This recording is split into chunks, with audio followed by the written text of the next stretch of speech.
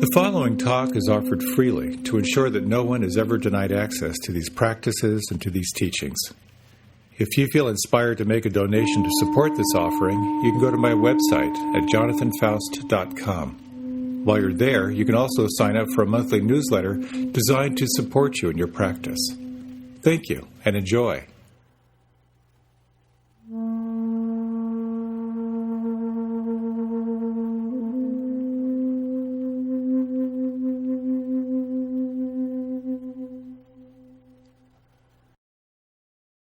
There's always this little trick that the universe seems to play on me. When I'm giving a talk on anger, something will completely tick me off that week. This talk is on energy and vitality, and wouldn't you know, I'm exhausted. So here we go. Vincent van Gogh, or Vincent van Gogh, I think it's pronounced. Very, very famous painter. Painted over 900 paintings, among them Starry Night, the Cafe Terrace at Night, and on and on and on. The crazy thing about him is he only sold one painting in his lifetime. When he died, he was considered a commercial failure. But what I find so interesting is what was the fire that had him painting like that? What kept him going? This is what I'd like to talk about tonight, that sense of inner fire, which is a really critical part of practice.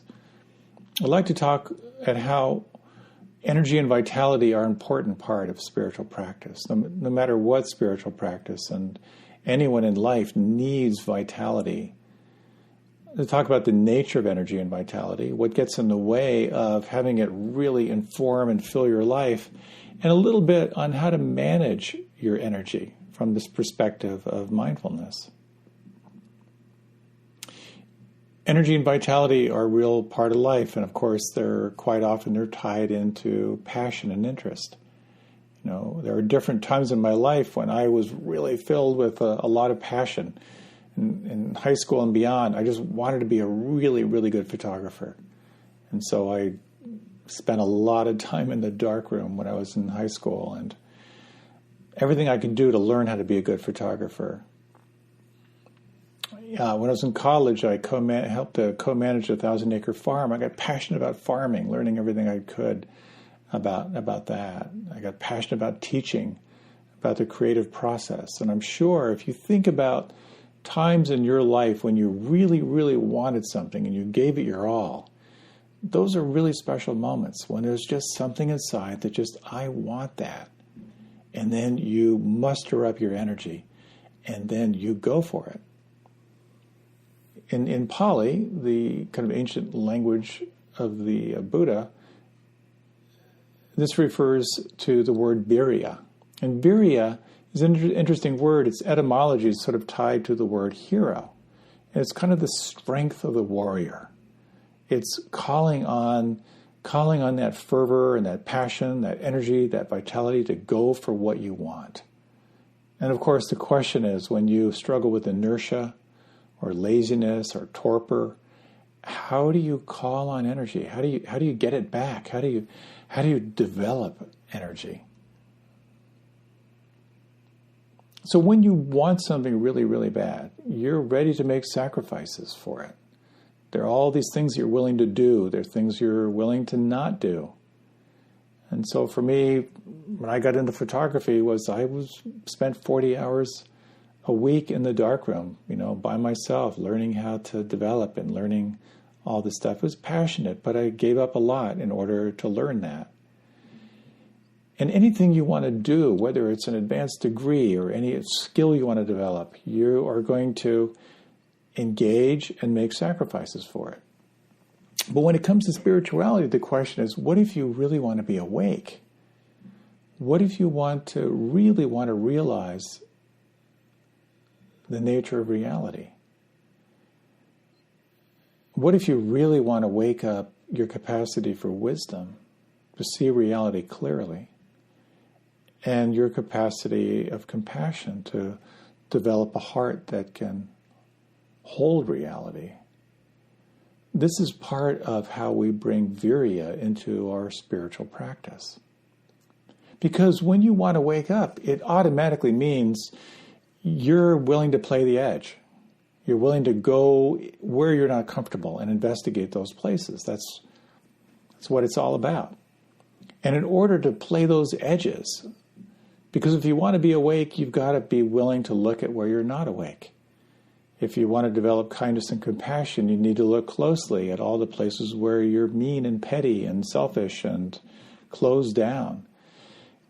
Bringing attention to that edge is really, really challenging. And it's really summed up well when you go on a meditation retreat. If you've not gone on an intensive 7-day or 10-day retreat, a little bit of how it works is you sort of show up opening day, and most people, at least for me, whether I'm participating or leading one, on some level I'm just exhausted. I have like zero attention. And so the mind wanders, there's the sloth and torpor, there's a whiplash meditation, the mind's all over the place, you're in these kind of hypnagogic states, and you're just swimming in kind of a sense of sleepy, torpory, not really there. And then what happens is, over time, you've got a little more attention, but you really don't have access to feeling. Like, you're not really feeling the moment. There's some energy, you get streams of sensation, but then as you start to get more rested and at the same time more energy, suddenly you start to become more aware of what's actually happening in the moment. So when you're feeling the breath is not just a concept of the breath moving in and the breath moving out. You suddenly have an attention to kind of the microscopic attention to the flow of that whole breathing mechanism. And of course, in the practice, the mind wanders and you begin again, and you bring your awareness back to sensations. And it's not perfect, but the more you become more present moment sensation-based, then you start to notice there's more. You begin to unpack your experience. You begin to see, like, wow, there are not only sensations going on, but there's this nuance around effort. There's this awareness of your relationship to what's happening, of noticing when there's some kind of clinging or holding on to the moment, or something you're not liking about the moment, or just kind of a general sense of confusion about the moment. And you begin to see that there's a relationship between the quality of your effort and the quality of your experience. And then you begin to see more and more into the nature of reality itself. So you begin with this sort of restless, I'm not really here, and then settling, building energy at the same time. And then an aliveness begins to arrive in your experiences. Part of the magic of being on a long-term retreat, but also as you're living your life, just noticing those times when you don't have the firepower to be present.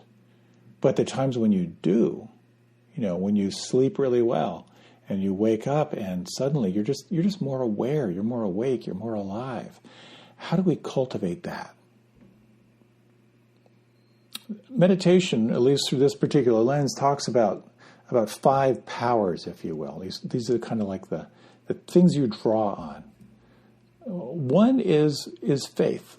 And faith, I can go on and on about faith, but basically, faith is a willingness to experiment, a willingness to come back to the present moment. It doesn't mean blind faith, but what it means is there's a willingness to try something on and verify it for yourself. So there's a sense of kind of a healthy sense of like, okay, so I hear this is good for me. I'm going to give it a shot and see if it really is. The second power, if you will, is mindfulness. And again, think of mindfulness as non-judging awareness, or the definition I like as of late is mindfulness is present moment awareness without the filter of greed, hatred, or delusion. So present moment awareness without grasping, without clinging, and without a mind that's wandering. So that aliveness of here and now. As I breathe in, I'm aware of breathing in. As I breathe out, I'm aware of breathing out. That capacity to observe without trying to manipulate your experience. Now, what goes along with mindfulness is the third power, which is concentration. That's the capacity to stay on point, to actually choose an object and keep your attention on that object. The fifth quality is wisdom, and wisdom is really the capacity to see what's actually true, to kind of get under your preference, your story, your narrative, to what's actually happening. So these four qualities, and there's one more, faith, the willingness to bring yourself present, mindfulness, the capacity to observe without judgment, concentration, the capacity to narrow your attention onto a fixed point, wisdom, the capacity to really see what's clearly, are all supported by energy. Because you need gas in the tank to engage into this practice. So those are the five powers. And of course, Buddhist philosophy is filled with these lists. And I like these lists. So another list where energy is really critical is referred to as the 7 factors of awakening. And this is so interesting to me because when you want to wake up, let's say you're hit either with physical pain or emotional turmoil or some kind of mental state that's really, really difficult. What has to be present for you to really wake up to it? So here are the 7. Again, mindfulness, self-observation without judgment. See what's there. Investigation. This is the desire to really see the nature of reality. I'm willing to look a little bit deeper. I'm willing to have tea with this demon here. Energy is the determination, the effort, the firepower to stay with it. You need a quality of joy or rapture. There's almost like a joyous quality of like, wow, what is this? I'm excited about learning what this is. But at the same time, you need tranquility or relaxation to really be able to feel it. You need concentration, one-pointed awareness. And you need some quality of equanimity, that is, a capacity to really accept reality as you find it. So a lot of these seem almost contradictory, but they're all factors that go into waking up. And again, self-observation without judgment. A desire to really go look closer, to really investigate. Determination and effort to stay with it. And cultivating a sense of joy, of discovery, while at the same time relaxing and yet being one-pointed, and then holding it with equanimity, with a sense of a willingness to accept reality as it is. And the interesting thing here is, quite often when we hit the hard stuff and we can't be with it, we beat ourselves up. But the truth is, if one of these factors is missing, or a couple of these factors are missing, you really can't be with it. And one of those big factors is energy. It takes firepower. It takes gas in the tank to swim upstream against something that's really, really challenging, something that may be part of your conditioning that's been there forever and ever and ever. You've got to have vitality and energy in order to swim against that current. And so we're always in this process of balancing out energy and vitality and relaxation. Because you have to be relaxed in order to practice, but you have to be alert. And so relaxation is a critical part of the practice. And this is a kind of if it goes too far, here's the razor's edge. If you go too much into relaxation, you go into like hypoarousal. That's dullness, it's drowsiness, it's sleep. And those meditations where you're kind of in a hypnagogic state where the dream fragments are coming through. Well, if you go a little more onto this side, you're going into hyperarousal. That's when you're agitated and you're restless and you're feeling anxiety. The path, of course, is the middle way. And why sometimes you'll see very contradictory instructions given to different students. One person will be told to apply themselves a little more. Sit up a little straighter, sit a little longer. And someone else might receive some instructions to take more breaks. Relax, go for a walk, have a cup of tea. And what I love about the practice ultimately, while there are external teachers who can give us counsel and advice, what we're really focusing on awakening is our own inner knowing. And that inner knowing is the knowing that says, you're wound up a little tight right now. You're a little caught up in hypervigilance. Let's do some calming. Or on the other hand, you're not really leaning in here. You could sit up a little bit straighter. There's something in you that knows how to find that sense of balance. So much of our practice is about managing our energy. It's about balancing our energy so we can be fully present. And when we begin to really listen and open up to the energy, things get really interesting because energy, life force, prana, chi, ki, Holy Spirit, whatever you want to call it, is a fascinating thing to tune into. For many years, I used to supervise fasting retreats, which would be like 7 days.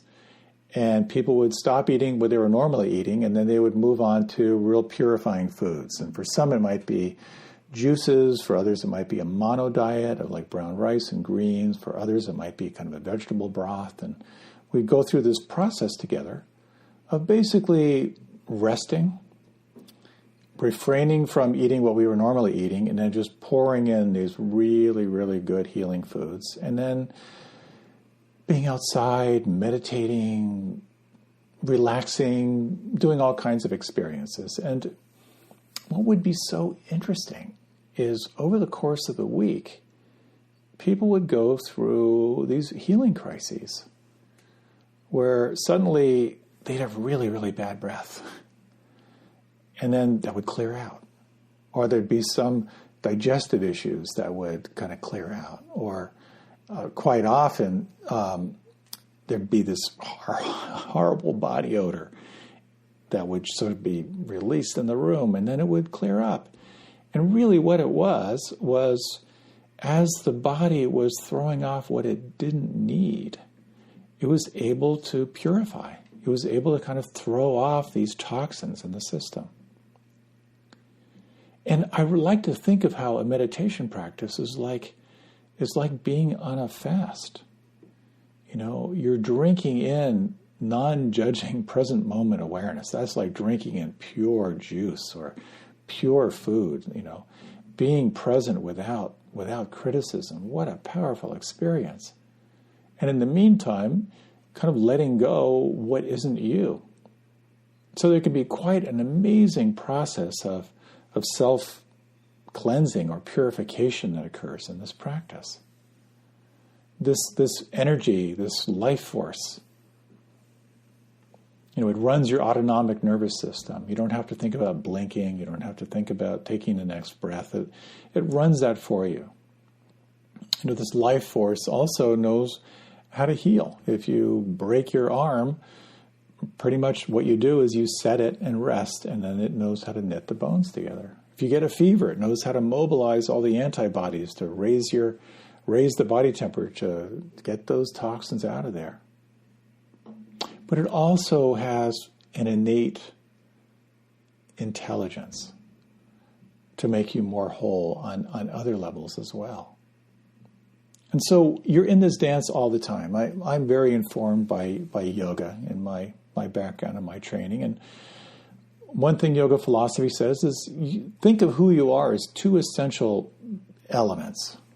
Boil it down to two. One is prana, or energy. So you're a being of energy. We are also a being of awareness, of the mind and awareness. That's it.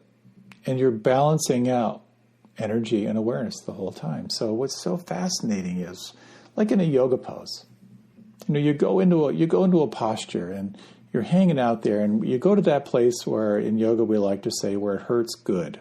It's unpleasant, but there's something in you that goes like, this is this kind of hurts, but it's kind of a good hurt. I have some intuitive sense if I hang out here long enough and I relax into it, something's going to shift. So you feel something tight, congested, not flowing. You hang out at that edge. You recognize it. You breathe. You make room for it. You investigate it. You soften where you can soften. You bring a little kindness to it. And then that tight block very well might begin to ease and soften and flow. Suddenly you've got free-flowing energy. Normally what happens is you'll have that free-flowing energy. Your body will feel a little bit more homeostasis, and then it's going to go to the next place where it's not flowing, where it's stuck. And then again, you can bring attention, recognize it, allow, make room, investigate it, bring some empathy, relax, and then that may begin to shift and may begin to open. It's one of the things of really why I often say the thing I most love about yoga is how good I feel when I stop doing yoga. You know, it energizes. We could open up those blocks with awareness and energy. Things begin to open up. And we're in this incredible flow of balancing energy and awareness. And you know what it's like when you're disconnected from the energy. You're disconnected from your body. You know, you come home. Let's say you come home late at night, or you're not coming home now because you're home. But at the end of the day, you realize you're completely disconnected. You're just from the here up. Well, what you'll naturally want to do will maybe to have a beer or a glass of wine, or go for a walk, or play with a dog, or put on some music, or dance around, or take a nap. And then you begin to feel again, and you'll feel like, oh, God, I'm back. This feels great. But then there are times when there's so much energy, and you'll feel sort of that restless, hypervigilant anxiety. You've got 1,000 ideas, but you can't execute one of them. What you want to do there is like emphasize more of the awareness, concentration, calm, arrive. So you're intuitively looking for this balance the entire time. And the practice of meditation itself is really about being aware of how you can maintain that balance. As the saying goes, you can't make enlightenment happen. You know, enlightenment is an accident. And meditation makes you accident prone. You can create the most optimal environment as you can. And so what this really means is when you're wanting to calm, when you're wanting to arrive, maybe and if you're wanting to see more clearly into the nature of reality, you're wanting to see what's underneath that tension that you're carrying inside, what you'll want to do is to kind of reduce distractions. You want to cultivate focus and sustain attention there. You'll want to call on present moment awareness, free from the filter of greed, hatred, and delusion. And when you hang out there long enough, something's bound to happen. So when you really begin to pay attention, oftentimes there is this low-hanging fruit in the beginning. You suddenly sing, oh, I can't believe I was believing that. Or suddenly I feel so much more spacious. I feel so much more creative. And as you continue in your practice, it's like you're unpeeling an onion. The outer layers of the onion are a little bit easier to peel away. But then when you start getting closer to the onion, it gets more challenging. I remember once on a retreat, there was a woman doing all the right practices. There every single sit. Doing the walking meditation, eating mindfully, maintaining silence, avoiding eye contact, very, very present. We met for an interview, and she said, I think I'm doing everything I'm being asked to do here, but I feel terrible. Am I doing something wrong? And then she said, how do I get rid of this feeling? I was reminded by a quote from the teacher U Tejaniya. He said, the worst thing you can do is possibly think, how can I get rid of this? Because the desire to not have anything bad happen is what causes our worst fears to arise. The mind doesn't want any sorrow or suffering. It's the mind that creates the most anxiety. So that sense of like something's wrong, how I get rid of it, not so helpful. And I actually pointed out to her that you're doing everything right. And as the joke goes, you're feeling better. You're feeling your grief better. You're feeling your sadness better. But you're also feeling your joy better. And really what was happening was, as she was drinking in this nectar of present moment, non-judging awareness, she was building energy, and she was becoming more and more aware of what was out of sorts, of what just didn't fit anymore. And part of their healing crisis was a very product of the fact that she was cultivating energy and vitality. She was able to see what she hadn't seen before. She was able to feel things that she wasn't able to feel before.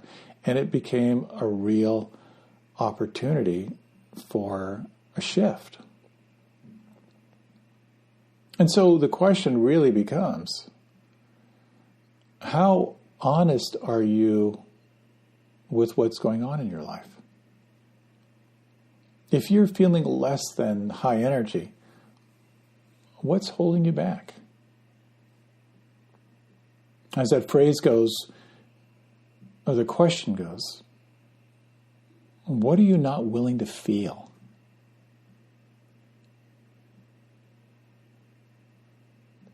And this is where this practice of self-observation without judgment becomes really critical, because, again, when you begin to practice with sincerity, you'll begin to feel things you hadn't felt in a long time. You'll begin to see things you hadn't seen in a long time. You'll begin to notice things you may not have noticed in a long time, or maybe even ever.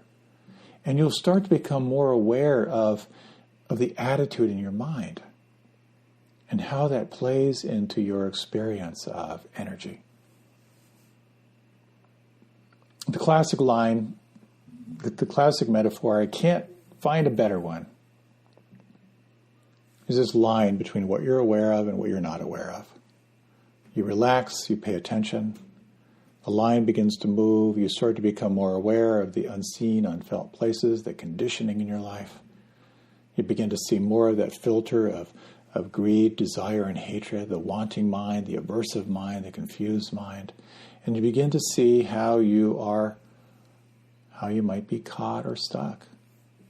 You begin to see where there's too much energy, you begin to sense where there's too little energy. I've always loved the line that depression is anger without the energy. It takes real courage. And there are lots of traditions out there that focus on this awakening of energy and the balancing of energy. All these energy systems out there, using yoga to awaken and settle the energy, the chakras, the nadis. Have you ever done the microcosmic orbit where you're sending awareness through your body and awakening the meridians of energies? It's all very, very powerful stuff. There are systems and practices to awaken energy. There are systems to cool energy. Ultimately, though, it comes down to self-awareness and self-diagnosis. What am I feeling right now? What's my experience right now? How does this want me to be with that? If there's too little energy, how do you work with that?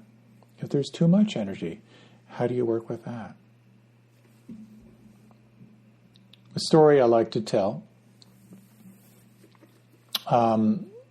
which is it's a Zen story, which means it's not funny. It's the story of this great meditation master, this woman who was radiant in her practice, and people would come from all around just to be in her presence. They just feel this amazing energy coming off her. And someone asked her, "What's the secret to your radiance? What is the secret to the aliveness that you radiate out there?" And her response was, "I eat when I'm hungry, and I sleep when I'm tired." Told you it wasn't funny. But when I heard that, I thought, What if it was that simple? How many times do I eat when I'm not hungry? How many times do I not sleep when I'm tired? How many times do I override my fundamental experience of my life force? And I think that an integral part of the practice is to do everything you can to build energy, to strengthen your immune system. And there are a couple factors that go into this. One of them is to really reflect on what you love and what enlivens you. What do you naturally feel passion toward? The other is to reflect on what are you engaging in that actually drains energy. So just a short reflection, if you will. If you like, you can close your eyes and take 3 slow, deep breaths. And if you would, think of 3 things that give you energy. 3 things you love. When you think about them now, you may feel a little bit enlivened, a little bit juiced up.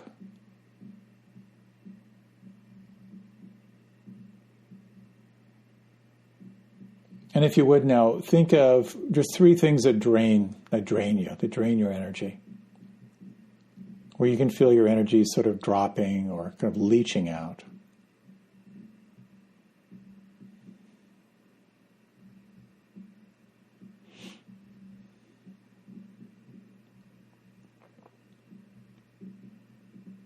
Then if you like, you can deepen your breath. You can open your eyes. Now, when it comes to identifying what you could call your drains and your gains, things that build energy, the things that take energy away, you have 2 options. One is you can change the externals. Sometimes you can do that. When I think of my never-ending email list that I have to deal with, I could stop doing email. I'm not sure that's really viable. So my other option is if I can't change the internals, is then I need to work on the internals. So it doesn't necessarily drain me as much. But knowing these 3 things, and it's really, really interesting to make a list, everything that gives you energy, all the stuff that drains your energy. Put the stuff that gives you energy, stick it up on the wall next to your computer, because then you can look at it from time to time and realize, oh yeah, going for a walk feels really, really good, or like taking some time to read, that's really, really juicy, or playing with the dog, that feels really good. I find that helpful because it's a reminder that I can actually do something to give me energy when my energy is a little bit low. Then when you do your inventory of the stuff you don't like, you can explore, is there a way to change the externals and not do them? Or the harder work is to work on the internals.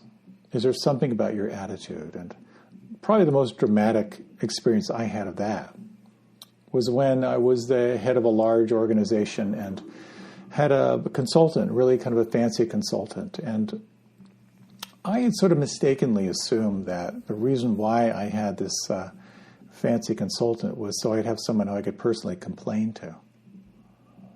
And then one day he said, you know what? If you don't like this job, you should just let it go and move on. And it kind of shocked me a little bit. He said, if you can't find a way to wake up excited about coming to work, then you really need to make an adjustment here. And it was a really good reality check for me because I realized I did have an attitude of complaining. And yet I realized in my heart of hearts, I wasn't ready to let it go. And so I really started to work on my attitude. I want to be excited about waking up in the morning. And I actually had control over that attitude. So I recommitted to the job with a different attitude, and it was very, very helpful. Eventually, I did let it go, but that gave me a burst of new possibilities.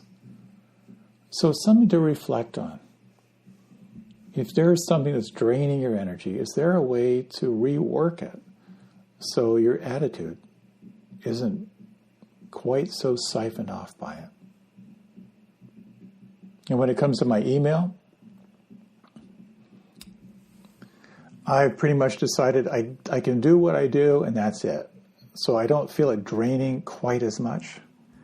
I also try the 2-minute rule. If I can't handle it in 2 minutes, I wait. I try and take time to schedule my day when it's better to deal with it. But again, managing how I work with it. But energy is so primary. Another way to look at how to build energy is to really, quite practically, is to look at your morning routine.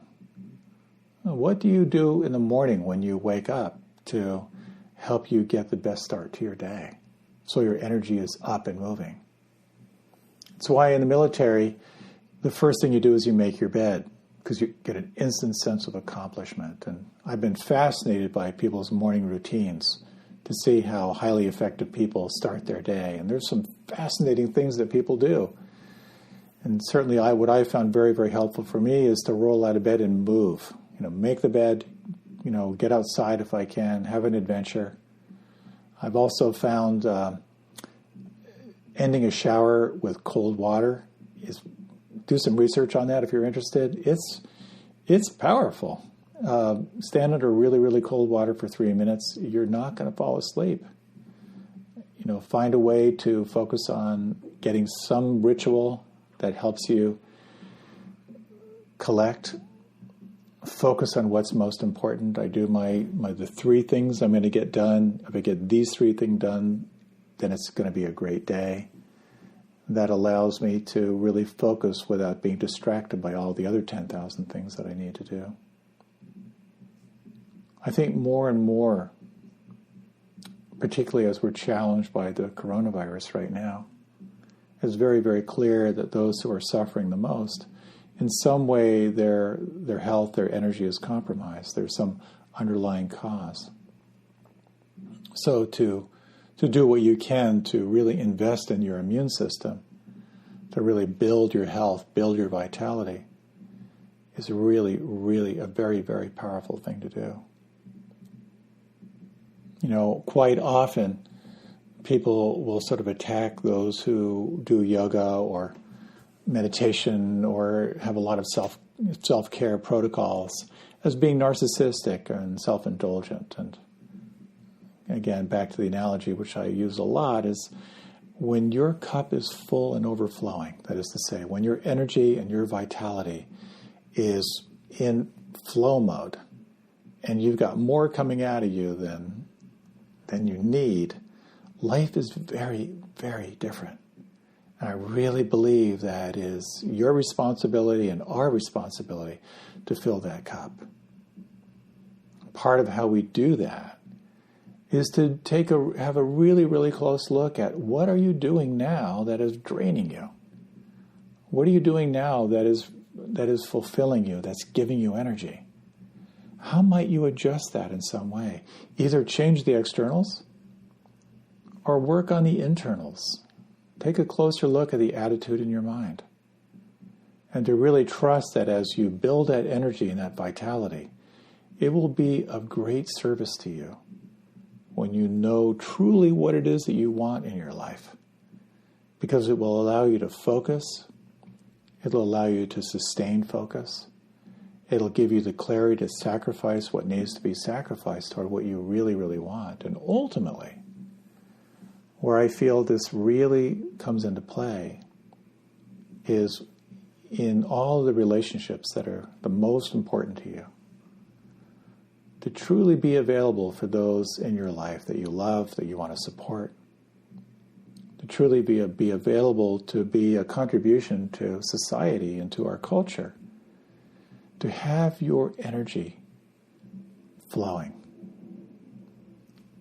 It's a gift to yourself, but also a gift to the world. And also, if you find that when your energy is down, it's very, very easy to fall into the trap of feeling like you're doing something wrong. That if you aren't at 100%, then there's something wrong with you. That actually becomes another part of the practice, to call on compassion, kindness, self-diagnose, as to what it is you're needing, what you're wanting to become more whole. Let's take a few moments here with a little meditation before we close. So if you like, you can close your eyes. You might begin to slow down your breath just a little bit. You might take a moment as you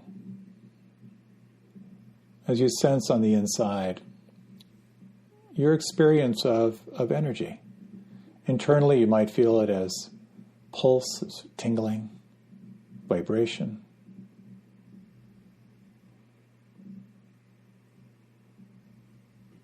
And you might sense how this innate intelligence that animates your body right now, that it knows how to run your autonomic nervous system for you. It knows how to self-heal. That as you come into a closer relationship to this primal energy, as you explore how you can foster it, listen to it, cultivate it, that it can not only guide you to a stronger immune system and more vitality, but it can allow you and support you in exploring that which is most important to you.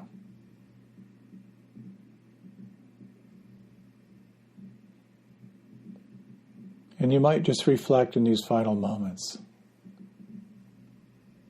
the possibility of increasing your capacity for wisdom,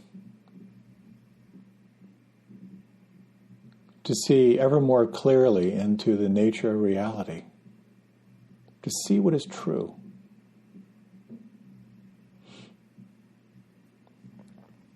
And to sense the possibility of increasing your capacity for compassion, your capacity to hold reality with an awakened heart.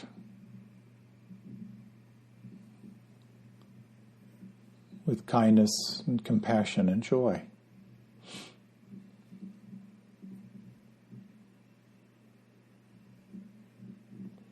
If you like, you can begin to deepen the breath. And as you're ready, you can open your eyes. You can think of life in terms of anything you do will have one of three outcomes. It will either give you energy and increase a sense of aliveness, or it might in some way deplete you. It might sort of take energy away. And the third option is it may be revenue neutral, no particular effect. But as you move into your own self-reflection and honestly reflect what in your life is draining you right now, what in your life is enlivening you, and to explore, is there any change needed either externally, or is there some internal change in attitude that might bring you a sense of more aliveness? That's an integral part of this path, to cultivate the firepower, the chutzpah. I think that's the Pali word, chutzpah, to help you move toward what you most want. So may you and your life force have a wonderful evening. Thank you so much for your time and attention. It's great to be with you, and I wish you very, very well. Thank you.